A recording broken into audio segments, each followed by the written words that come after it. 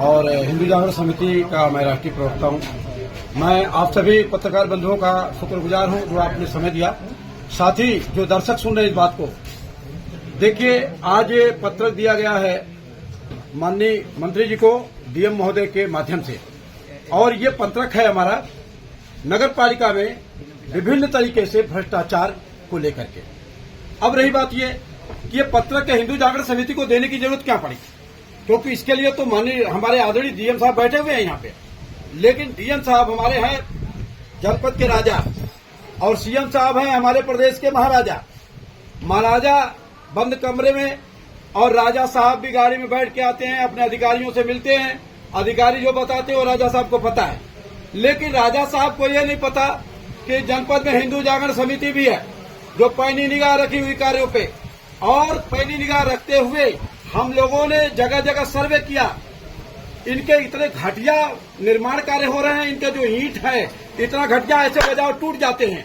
नालियों में जो सीमेंट है वो बालू डाल करके बना दिया जाता है। अब हमारे राजा साहब को तो पता है नहीं, तो हम इनकी आंखें हैं और इस माटी के लाल हैं, भारत माँ के सपूत हैं। जितनी जिम्मेदारी यहाँ के जनपद के अधिकारी को है, जिलाधिकारी को है, जितनी जिम्मेदारी सीएम को है, जितनी जिम्मेदारी पीएम को है, इतनी जिम्मेदारी हिंदू जागरण समिति के नरेंद्र सिंह का भी है। और ये नैतिक जिम्मेदारी को लेकर के हम इनकी आंखें हैं और आंखें आकर के इनको खोलने का काम आज कर रहे हैं।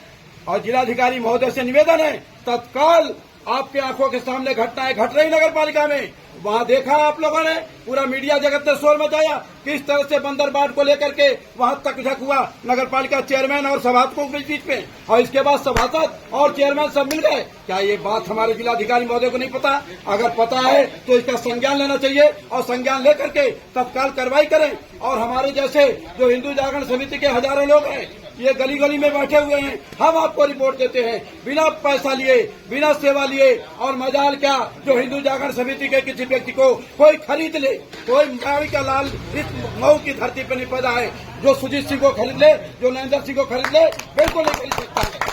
जितना मर्जी उतना पैसा कोई लुटा दे। इसलिए हम ये हिंदू जागरण समिति जो लेके चल रहे हैं, हम ब्लैकमेलिंग के लिए नहीं चल रहे हैं। ये बात अधिकारियों अपने दिमाग में डाल लीजिए। हम ब्लैकमेलिंग नहीं, हम व्हाइट काम के लिए चले हुए हैं। और इसके लिए अगर जो भी कुर्बानी देना होगा, नरेंद्र सिंह तैयार है, हिंदू जागरण समिति तैयार है। और आज नहीं, ये इतिहास गवाह है, भारत की मिट्टी की गवाह है कि जब जब आपने सत्य की आवाज उठाया, नेताजी सुभाष चंद्र बोस को जीते जी मार दिया। हम भी मरने के लिए तैयार हैं, जीने के लिए नहीं आए आपने। इसलिए दोस्तों, ये लड़ाई ये लड़ी जा रही है, ये केवल जनपद की लड़ाई नहीं है, ये प्रदेश की लड़ाई होगी और ये देश की लड़ाई होगी। 75 सालों के देश के राजनेताओं ने देश की जनता को लूटा है। हमारे टैक्सों से निर्माण कार्य होता है, हमारे ऊपर एहसान नहीं होता है। चेयरमैन एहसान जताता है, वार्ड मेंबर एहसान जताता है, हमारे वोटों से पलटता है, नेता बनता है और हमारे ऊपर एहसान जताता है। मेरे टैक्सों से कलम लेता हूँ तो टैक्स, पेन लेता हूँ तो टैक्स, समोसा खाता हूँ तो टैक्स, सारा टैक्स हम देते हैं। हमारे टैक्सों से निर्माण कार्य घटिया क्यों? ये सवाल है हिंदू जागरण समिति का।